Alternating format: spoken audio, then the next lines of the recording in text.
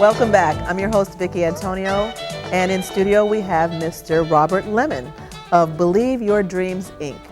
Mr. Lemon, welcome. Glad to be here. Thanks for coming by. Very excited. We are talking about managing financial challenges during tough economic times. Yes. What a great topic. Yes, it is. A very good topic to talk about. Yeah, everybody wants to know how to bounce back, how to make this thing happen financially. So what financial advice would you suggest in today's difficult economy? Well, what I share with a lot of people in presentations, especially Believe Your Dreams, that are having very difficult times, is I've always had a question, and it always seems to be the same problem. The last name happens to be money. The first name happens to be education. Everything had the same common denominator, whether it's your health, whether it was success in business. Everybody was having difficulties handling their money, getting a good job, or becoming successful financially. So I began to share with them one of the first things that I've learned. Dennis Kimbrough, a great motivational speaker and a financial advisor, business writer, said, discipline is the wherewithal to do what you have to do when you know you have to do it, whether you want to or not.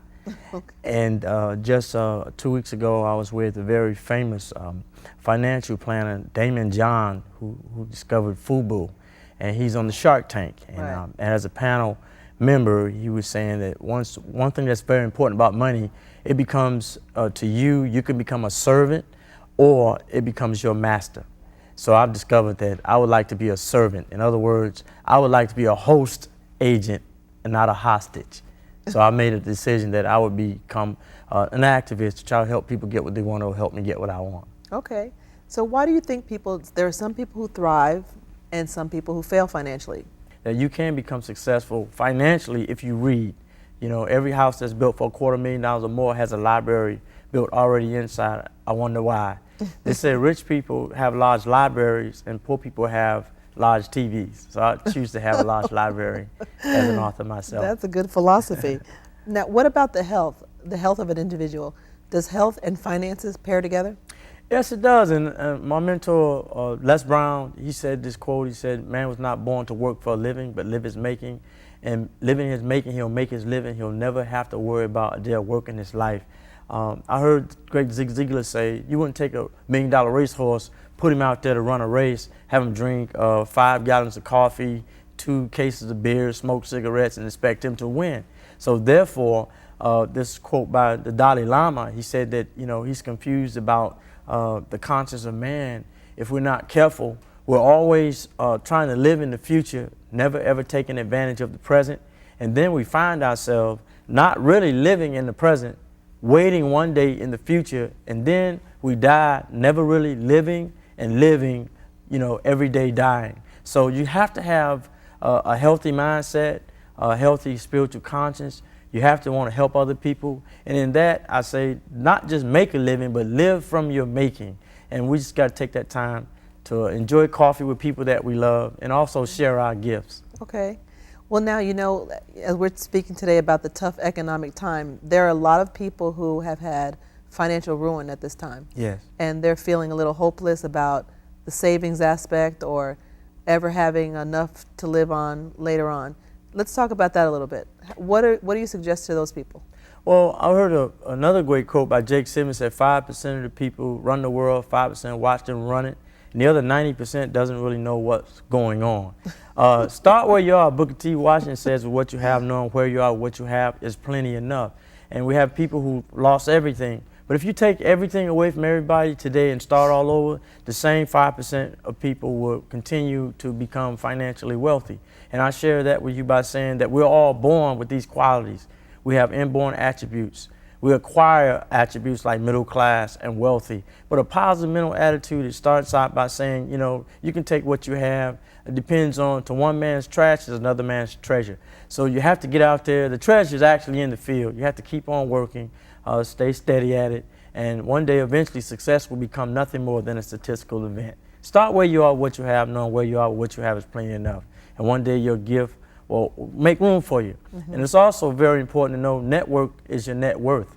You know, 5% of the people that you're around, you'll probably earn within 5% of that income. So start changing some friends. Get rid of the negative people in your life, you know. And you'll find out that if you go into people who are very active and successful in business and entrepreneurs, if you continue to network with those people, you'll find the net worth in those people. And the best experience is being around people who've already been successful. And that's how financial wealth is being gained today. It's not what you know, it's now who you know. Okay. So look into that camera and give a tip to our audience for those people who are feeling a little defeated today about that. Well, I'm sharing with you today that this is something that has become a dream of mine to help people acquire success. Wealth is pretty much all around us. Everything's been given to us to succeed. It's up to us to change our mental attitude and to go for what we want in life. Money is a part of success in life, and I believe that in the right hands, it depends on, you know, who's responsible for that money. I remember the story of Christ taking a little boy's lunch and a few fish and a few biscuits and feeding 5,000. In the little boy's hand, it was nothing but lunch, but in his hand, he was able to distribute, and every time he distributed, it became more successful. 5,000 men and women began to enjoy a meal. So it depends on whose hands it's in. And I'm sharing with you, it's in your hand. It's up to you what you do with what God has given you. And I begin to say to a lot of people who come to the country, you don't just become a millionaire without starting out being a dollar heir, then 100 heir, then 1,000 heir, then 100,000 heir, then 500,000 heir, and then becoming a millionaire. And only 1 to 3% of people have done it in their lifetime. And I was just so fortunate by the time I was 43, learning the principles through entrepreneurs and businessmen in my community who proved to me that hard work does beat talent when talent doesn't work hard. You can strive and thrive in this tough economy. Tough people get through tough times. And success for you will become nothing more than a statistical event if you continue to believe your dreams and allow your gift to make room for you. Thank you so much for joining us, Robert. You know, ladies and gentlemen, take the advice that you have, those of you that might be feeling a little low today, and put it to work to know that you can have financial freedom in these tough times. I'm Vicki Antonio, your host. Thanks so much for watching.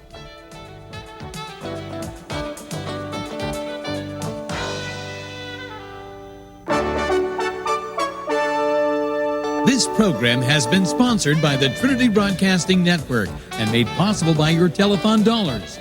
Your continual support can keep Joy in Our Town brought to your home every day. So write Joy in Our Town, P.O. Box A, Santa Ana, California, 92711.